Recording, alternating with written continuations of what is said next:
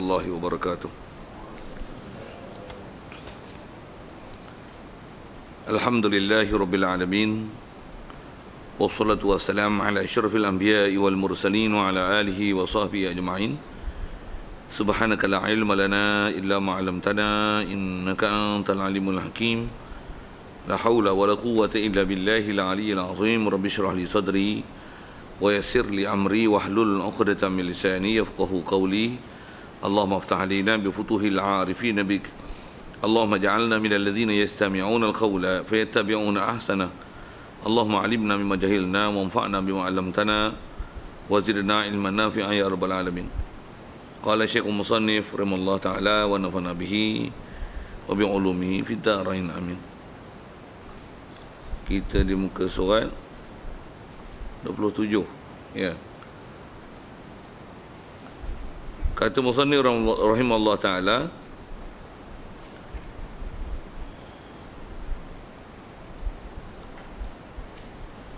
bertanda saya ni 27, betul? Ya. Kata Musannif, dan mustahil khianat dengan dalil akli dan dalil nakli dan ijma' ulama'.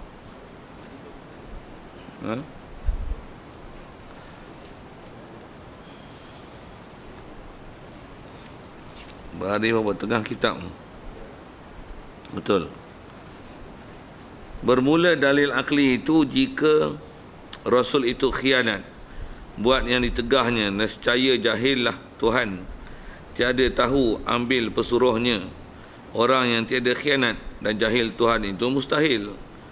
Atau engkau kata jika khianat mereka itu dengan buat yang ditegah, yang haram ataupun yang makruh, nescaya terbalik yang haram ataupun makruh itu akan jadi taat pada hak mereka itu. Tetapi at-tali itu batil, dan apabila batal at-tali, nescaya batallah al-muqaddam, maka sabitlah nakidnya dan dalil nakli. Hadirin sekalian, pertama sekali syukur, terima kasih kita ke Allah Ta'ala. Syukur kita pertama sekali adalah nikmat hidup yang Allah Ta'ala masih beri ke kita hingga ke hari ini. Kita diajar mensyukuri nikmat hidup, macam mana ajaran Nabi SAW yang mengajar kita mengucapkan kesyukuran di atas nikmat hidup ini dengan membaca doa bangun tidur, alhamdulillahillazi ahyana ba'dama amatana wa ilaihin nusyur. Yang kita disuruh mengungkapkan ucapan doa ini setiap kali kita bangun pada tidur dengan memuji Allah Ta'ala di atas Dia telah menghidupkan kita setelah dimatikan kita, dengan ditidurkan kita, dan pengakuan kita bahawasanya kepada Dia sajalah kita semua akan dikembalikan. Syukur kita dapat Islam. Bahkan syukur kita Islam yang dapat ni bukan saja baka dan keturunan, tapi dimudahkan oleh Allah Ta'ala ke masjid, ke surau, ke majlis ilmu. Dengan itu dapat kita belajar, faham ajaran-ajaran Nabi SAW tepat pula tu macam mana yang dibawanya. Dan kita pula Allah Ta'ala jadikan begitu mudah untuk membenar dan mengiyakan semua ajaran baginda Nabi SAW itu. Dan dijadikan kita pula boleh taat, patuh ikut perintahnya, tinggalkan larangannya. Dijadikan pula sihat lapang masa dan tak kena banjir. Dengan tu boleh hadir. Kadang ada orang banjir pun boleh hadir juga, tapi yang tak banjir pun tak boleh hadir. Orang Ta'ala pilih sungguh kat kita ni. Hujan pun serupa juga. Ada orang tak hujan boleh mari, tapi orang hujan pun boleh datang juga kan. Tapi kita ni Allah Ta'ala bagi semua keadaan tu boleh hadir. Dan insya-Allah kita manfaatkan pertemuan kita yang kita boleh hadir, tuan-tuan boleh hadir, saya boleh hadir pada malam ni meneruskan bacaan kitab kita daripada kitab Paku Iman ni, insya-Allah subhanahu wa taala. Baik, kata Musannif rahimahullah taala, kata dia bermula dalil akli itu mustahil. Mustahil khianat dengan dalil akli dan nakli. Hadirin sekalian, apa yang kita nak sambung ni sebab nak baca tempat kitab kita ni. Kalau ikut asal bicara kita, kita masih bicara tentang wajibnya. Kita duk bicara ni bab kerasulan. Wajibnya Rasul ni mesti amanah. Bila amanah, tentulah mustahil khianah. Kita sebut dengan khianat. Mustahil lah khianat pada Rasulullah. Jadi kita dah bicara dulu bila kata amanah, dengan mana wajib mesti Nabi Rasul ni orang yang memang sentiasa taat patuh pada perintah Allah Ta'ala. Istilah yang dipakai oleh ulama-ulama akidah mensyarah keamanah ni dengan bahasa lainnya adalah maksum. Maksudnya wajib i'tiqad amanah dia itu, dengan mana dia tak buat dosa. Dengan huraian lain, amanah tu wajib berpegang dengan mana Nabi Rasul ni adalah orang yang sentiasa mengikuti apa perintah Allah Ta'ala yang disampaikan melalui Jibril, yang tugas dia menyampaikan kepada umat. Bukan saja dia sampai, tapi dia sendiri adalah orang yang sangat taat, patuh di atas apa amanah yang untuk disampai. Bahkan dia amanah sungguh dengan apa yang diperintahkan untuk dia kena beramal, apatah lagi untuk menyuruh orang lain beramal. Jadi amanah dia adalah tahap itu, tu yang istilah lainnya disebut dengan maksum.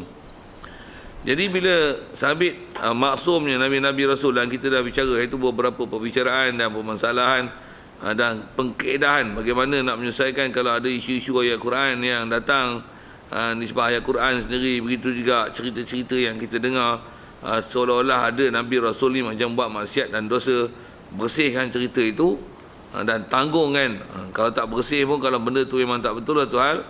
Kalau memang ada cerita tu, tanggungan supaya cerita tu jadi betul, jadi elok, supaya taklah ada istilah khianat, berdosa. Sama ada dosa tu buat benda haram, ataupun dia tak dosa tapi buat benda larangan yang nama makruh. Mustahil perkara itu ada pada Nabi Rasul. Baik. Jadi bila kita faham ada amanah, mustahillah khianat. Baik. Mustahilnya khianat ini apa bukti? Dengan dalil akli dan nakli. Sedia maklum, akli maksudnya menggunakan proses penaklukan akal, kita nak berfikir. Dan seterusnya adalah dalil nakli. Nakli sedia maklum Quran hadis lah. Okey. Begitu juga kata dia ijma' ulama. Okey. Kalau kita biasa dengan nas Quran hadis, satu lagi perkara yang kena faham pasal mengikut kaedah ahli sunnah wal jamaah, selain pada Quran dan sunnah, antara yang jadi sumber nas kita untuk buat hukum adalah ijma' ulama. Dan ulama yang nak dipakai bukan ulama kontemporari, tapi ulama-ulama istilahnya mujtahidin. Ulama yang pakar, ulama yang memang spesialis dalam Quran hadis, dan istilahnya pengetahuan dia dengan Quran hadis begitu melaut, dan pendapat mereka tidak pula ada percanggahan sesama orang yang setaraf dengan mereka dari segi kepakaran dengan Quran hadis dan bagaimana cara nak istinbat hukum daripada Quran hadis. Ulama ni lah yang dipakai untuk lihat persepakatan mereka, dengan bersepakatnya mereka di atas apa-apa isu, sama ada bab akidahnya, bab fiqahnya, ataupun tasawufnya, apa saja yang ada dalam bab-bab ajaran Nabi SAW ini, maka kesepakatan mereka itu dipanggil ijma'. Ijma' itu istilahnya dipanggil ijma' ulama'.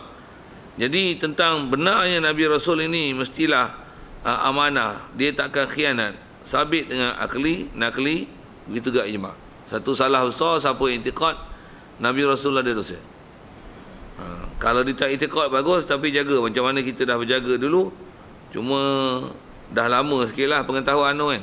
Pasal bulan lepas kita ada laluan daripada orang lain kan, kot lupa pengetahuan tu kan. Belajar pula macam profesor, semua relax. Dia takut terlupa tu lah. Itu je, nak peringat-peringat sikit. Baik. Jadi dalil akli, nakli, ijma' ulama'. Baik. Dia nak sebut satu-satu tu.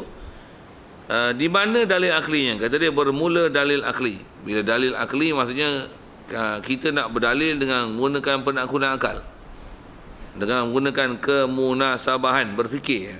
Munasabah tak munasabah, kita tengok. Tang kata yang ni mendalilkan bahawasanya memang tak mungkin Rasul ni khianat, dengan mana buat dosa. Apatah lagi dibahasakan pada Rasul ni sesat. Lagi kelakar. Rasul sesat, dia nak bagi hidayat. Tiba-tiba ada orang kata Nabi sesat. Salah perkataan tu, bahkan kufur tu ayat tu.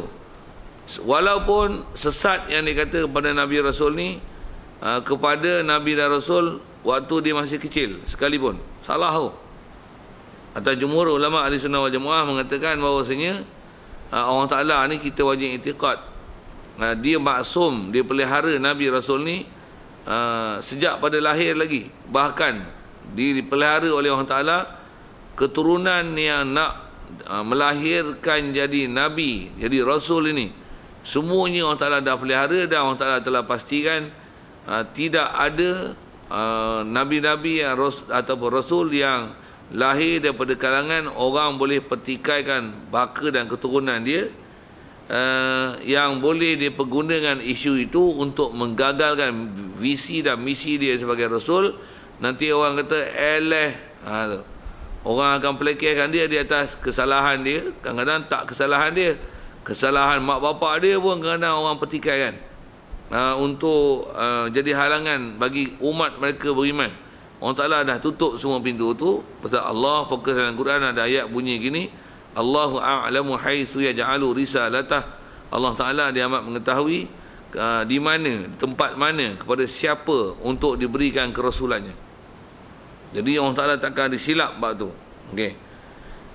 Itu ke huraian sekali lalu sikit tentang kata Allah Ta'ala takkan silap.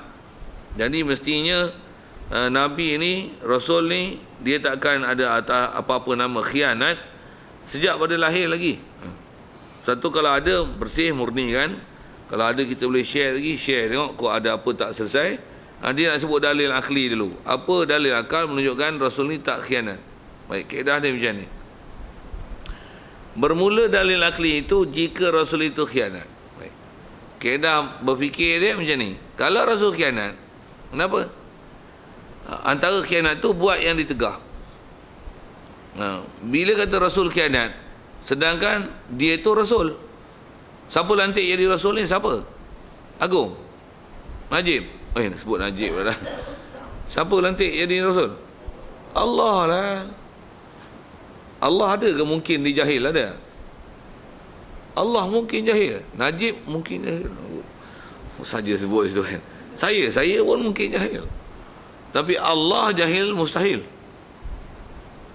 Jadi di atas kata Allah tak jahil, adakah mungkin Allah Ta'ala tersilap melantik siapa Nabi Rasul? Tak mungkin lah. Lagipun Nabi Rasul ni, siapa yang tentukan siapa jadi Rasul, siapa jadi Nabi? Allah juga. Jadi mana mungkin akan berlaku kesilapan di atas lantikan Allah Ta'ala? Di situ kaedah berfikir. Fikir tu bukan makan ayat Quran pun. Yang ni yang kata kaedah penakulan akal. Jadi kalau katalah, andai kata Rasul tu ada buat khianat, nescaya jahillah Tuhan, jahillah Allah Ta'ala. Jahil tu macam mana? Tidak tahu ambil pesuruhnya. Pesuruhnya mana? Pesuruh ialah orang yang tiada khianat. Dia tak tahu nak pilih hak khianat ke tak khianat. Subhanallah. Allah yang cipta kita, takkan dia tak tahu? Mustahil, tak masuk akal. Tak masuk akal. Tu. Baik, tentu tak masuk akal tentang kata Allah Ta'ala dia silap pilih siapa yang sepatutnya dipilih. Tak mungkin. Satu, kalau ada orang faham macam ni tentang silap-silap ni, Allah Ta'ala silap pilih, Jibril silap parking. Ada pula. Ni pahaman Syiah kan. Kalau yang ada pahaman Syiah macam tu, Syiah pun macam-macam version. Tuan-tuan pun rasanya kat sini Ustaz Abdullah Din tu ada kan, yang ada cerita Syiah macam ni, macam-macam version. Antaranya yang dia kata Jibril silap parking pun ada. Sepatutnya Jibril ni bukan bagi wahyu kat Muhammad, sepatutnya bagi kat Ali. Gila berbual ni. Ada pula Jibril pula silap pula. Jadi Syiah ni dia ajaran dia teruk lah, tergelincir pada Islam langsung. Tak ada kena-mengena dengan Islam lah. Jibril pun dipertikainya, Nabi Rasul pun dipertikainya. Dia kira Ali lah. Nabi Rasul pun dipertikai, Allah pun diperbodohkan. Ada pula Allah Ta'ala hantar Jibril, Jibril letak wahyu silap. Jadi Allah pun bodoh, Jibril pun bodoh. Takkan tak fahamnya tu. Tu ada orang lagi boleh terima Syiah. Bengong sungguh lah. Tapi itulah, main sesat ni, jangan. Manusia ni bila dia tak ada kayu ukur, hak sesat pun dia kata betul. Ini masalah kita ni.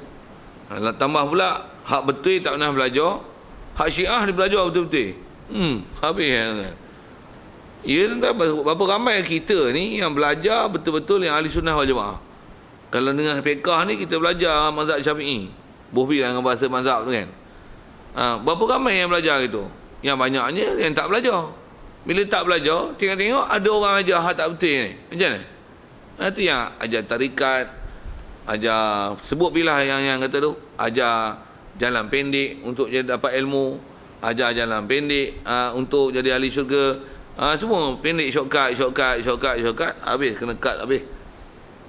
Rupanya silap. Banyak tuan pahaman macam ni. Tambah akhir zaman kita ni, ya Allah. Tambah tengok banjir, nak takut tengok. Tak tahu dulu kecil-kecil saya, bodoh-bodoh dulu kan, tak adalah nampak banjir besar-besar ni.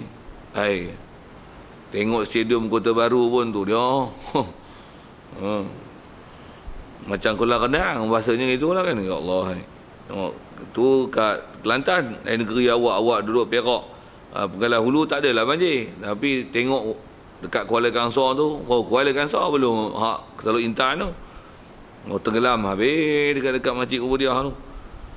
Mana duduk lembah-lembah dekat dengan sungai tu, habis tenggelam. Cerita apa ni boleh cerita banjir ni, cerita akhir zaman kan, macam-macam keadaan berlaku. Antaranya kita sebut tentang masalah akidah salah ni. Baik. Jadi kalau kata orang Ta'ala ni kata Nabi Rasul ni ada khianat, jadi seolah-olah Allah ni dia tak tahu nak lantik siapa nak jadi Rasul, tak Rasul dia. Dia pun tak tahu nak pilih siapa khianat tak khianat. Subhanallah, tak mungkin gitu. Baik, dari segi sudut jahil Allah Ta'ala satu, datang yang tak tahu pilih, dan jahil Tuhan itu mustahil. Okay, dia nak bahas itulah. Jahil Allah Ta'ala mustahil. Jadi bila jahil mustahil, tentulah sabit ilmu. Bila sabit ilmu macam mana?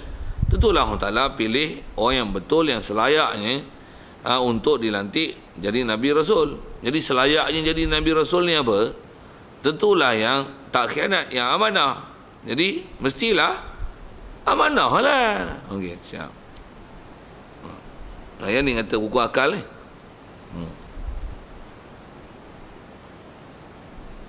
Okey, selesai. Itu satu kaedah berfikir. Ataupun kau kata macam ni, ini pun masih kaedah berfikir kan. Pasal kaedah berfikir ni apa saja jalan. Kita dah belajar kaedah Nabi maksum, Nabi ni tak khianat. Carilah jalan berfikir untuk support akidah ni. Satu, kita belajar akidah ni tuan-tuan, macam mana kita belajar daripada awal bab ketuhanan ni, bab Rasul, bab malaikat, yang kita dah tempuh tu lah, yang kitab bab Nabi yang kita dah selesaikan dia ni. Kita bila belajar kaedah, apa-apa datang yang tak betul, selesaikan dia. Pasal apa yang kita baca dengan kaedah Al-Mutawahhid ni, dia dah ambil semua Quran, hadis, dimurnikan. Ni hasil dia. Satu, kita belajar ni, belajar parti daripada seluruh Quran hadis. Jadi bila ada orang baca ayat Quran, sebut ayat Quran ataupun hadis Nabi, tengok bunyi pelik aja, jaga lah. Maksudnya ayat Quran tu jaga tu. Kadang-kadang diselewengkan, disalah faham kan. Pasal zaman lah ni tuan-tuan, semua orang hujah ayat Quran belaka. Hak sesat pun hujah ayat Quran tuan-tuan. Bila dia hujah ayat Quran, jadi kita dah belajar format macam mana nak selesaikan yang dia hujah dengan ayat Quran yang tak betul tu. Saya tak ingat hari tu saya ada sebut apa, tapi saja nak sebut sekali lalu lagi tentang ada orang berhujah Nabi Rasul ni ada khianat, bahkan maksiat, bahkan sesat tuan-tuan. Ada gitu. Antaranya ada orang kata yang sesat tu apa? Nabi Muhammad diri sesat katanya. Dalil ayat Quran mana?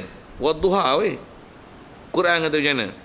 Wa wajadaka dhallan fahada. Sekali dia kata macam ni kat tuan-tuan. Baca je tapi tak tahu. Kena lampuk sekali. Apa maksudnya tuan-tuan? Wa wajadaka dhallan. Adakah tidak Allah Ta'ala dapati kamu wahai Muhammad? Wa wajadaka, dia dapati kamu, dia tu Allah dapati kamu wahai Muhammad dhallan, sesat. Fahada, kemudian Allah Ta'ala bagi petunjuk. Tuan-tuan nak kata apa?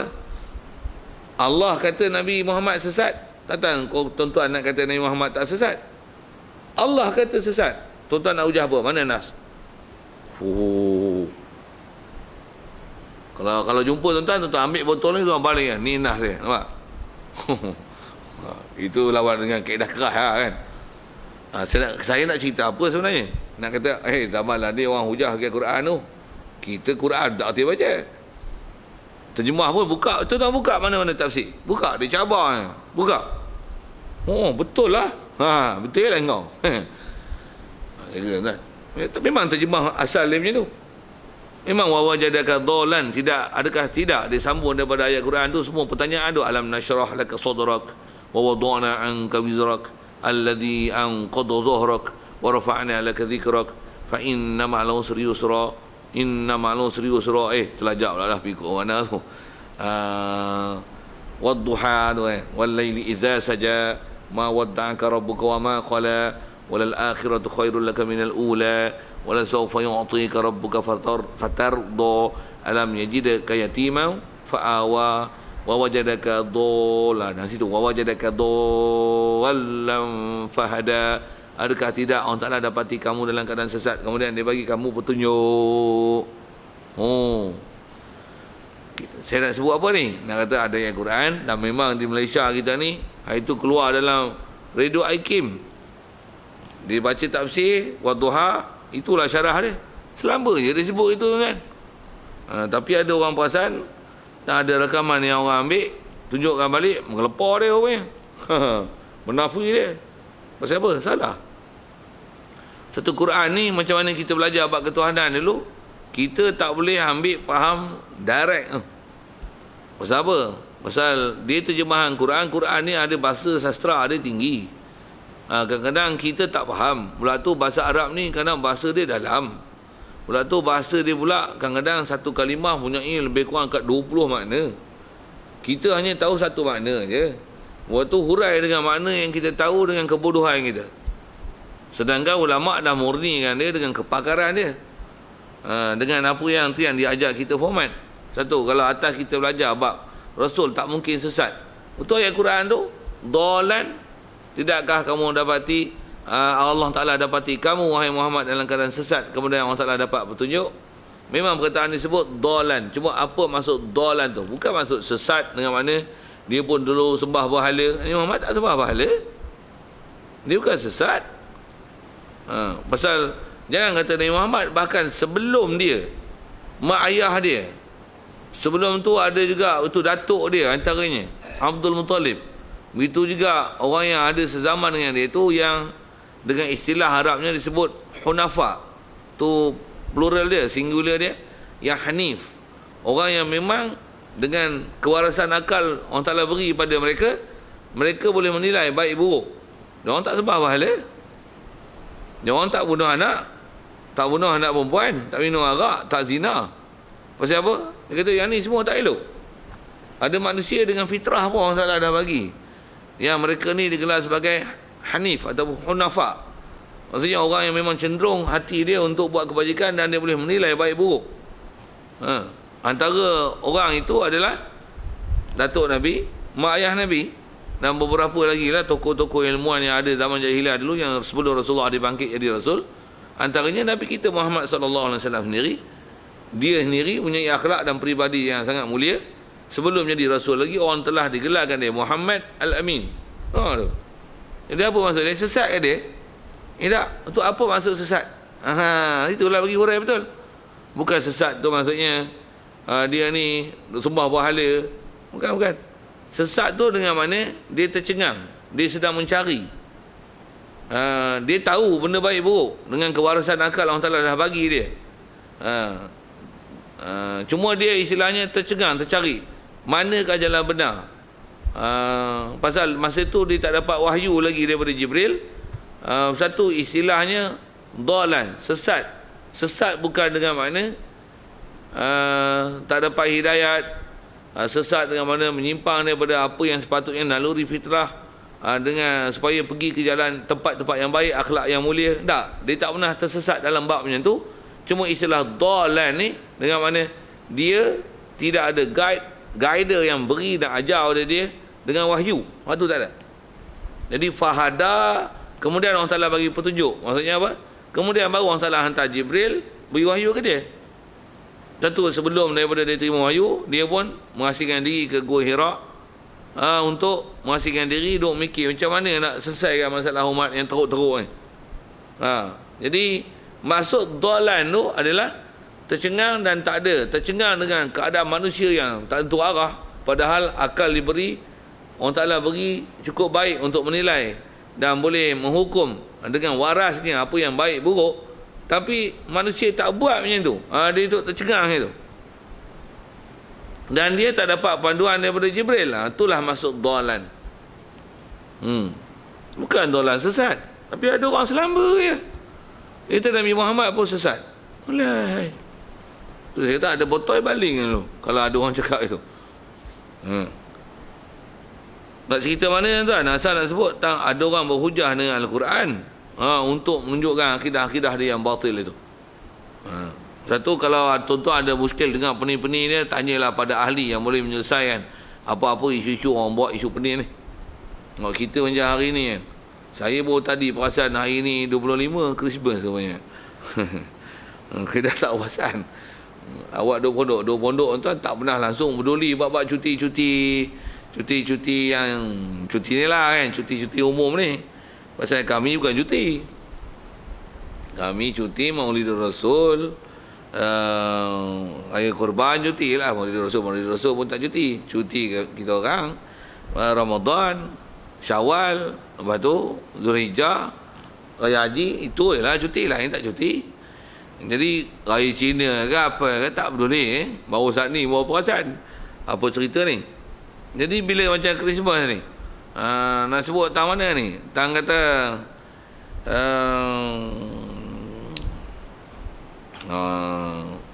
asal cerita tang kata Rasul tak mungkin dia khianat tu kan. Allahumma salli ala sallam. Perayaan orang kafir ni, merayakan orang kafir ni, kita duk sebut Merry Christmas apa-apa seumpama tu. Kalau ikut jumhur ulama duk sebut dalam kitab bahas ulama, mana boleh sebut perayaan. Kita sebut selamat kepada perayaan orang kafir. Bahkan jangan kata perayaan dia, perayaan pula perayaan agama. Jangan kata perayaan dia. Orang kafir mati dalam kafir, kita tak boleh sebut tau. Apa? In peace apa? Apa dia kuat sikit? Rest in peace. Rest in peace. Adalah rest in peace. Kalau memang dia dah sampai seruan Islam, you are will divide to pieces, you know. Bukan rest in peace tau. Maksudnya kena tibai teruk-teruk. Okey, kalau orang tu pun mati pun kita tak boleh nak kata doa rest in peace. Ajaran agama ni mana boleh kita doakan agama dia seolah selamat engkau menyambut Christmas. Maksudnya mendoakan selamat dia punya itikad kata Tuhan tiga, Nabi Isa ni anak Tuhan. Itulah maksud Merry Christmas tu. Okey, saya nak sebut yang tu atas ajaran yang betul tau. Dengar ada pula pop-pop pay out kata boleh. Kita tak apa. Pasal ini kita toleransi dengan agama lain. Mudah-mudahan kita menunjukkan satu akhlak yang baik yang boleh menjadikan satu modul menunjukkan Islam ni ada toleransi dan ada moderator yang dia moderate, dia tidak ekstrim. Jadi kita menerima kebebasan beragama ni agama sekali baling dengan botol apa tu. Pula tu kita dengar tokoh-tokoh cakap tu tuan-tuan. Tu saya nak sebut tokoh. Siapa yang kata dia tokoh? Yang ni yang kita nak kenal. Satu tokoh ni kenal pasal tokoh popular. Pasal popular dia tu. Dan dipopular kan. Alah, saya pun kalau masuk TV Hijrah dipopular kan. Popular saya. Mas Sabit tak masuk TV YouTube popular lah. YouTube popular. Pasal videonya. Apa nak cerita? Dia nak popular sekejap je. Masuk TV, tak pun buat satu kes. Masuk, popular lah, bukan payah. Jadi orang yang telah dipopularkan, pula tu disensasikan, pula tu diberikan pangkat pula, ada pula bunyi gelaran-gelaran moden, PhD, doktor dan sebagainya. Macam? Seolah-olah macam dia betul lah. Padahal, ajaran dibawa sesat. Yang ni yang kacau kat kita zaman kita lah ni. Siapa lagi kita nak buat pedoman satu wajib atas kita dapatkan akidah yang betul. Saja nak sebut itu tuan-tuan. Pasal apa? Pasal nak sebut asal Christmas tadi tu. Atas akidahnya memang tak boleh. Kalau Perak Kalau nisbah fatwa dia, alhamdulillah, hak ni Perak tak gelong kan. Dia memang dah lama dah keluar kenyataan dia, tidak boleh orang Islam memberikan apa-apa ucapan selamat kepada perayaan, apa-apa perayaan agama yang bukan agama Islam.